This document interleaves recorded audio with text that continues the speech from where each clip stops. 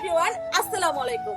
আজকে আমি চলে এসেছি তাতালপুর ইটের ভাটায়। আমার ছোট থেকে খুব ইচ্ছা ছিল ইট ভাটায় গিয়ে ইট কিভাবে প্রস্তুত করে সেটা দেখার, কিন্তু মেয়ে মানুষ বলে কথা, চাইলে কি আর সবকিছু দেখা সম্ভব হয়?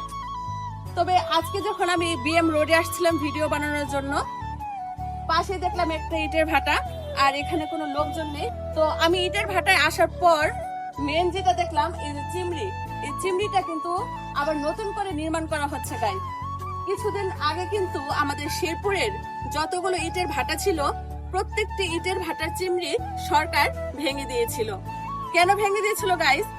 কারণ ইটের ভাটার যখন ইট নির্মাণ করা হয়, ইট যখন আগুনে পোড়া হয়, তখন এর ধোঁয়াটা এত পরিমাণ দূষিত হয় যে আশেপাশে প্রচুর আবাদি জমিতে যে ফসলগুলো ফলানো হয় সেই ফসলের অনেক ক্ষতি হয়, কৃষকদের অনেক ক্ষতি হয়। তাই সরকার পদক্ষেপ নিয়েছিল এই চিমনিগুলো ভেঙে দেওয়া।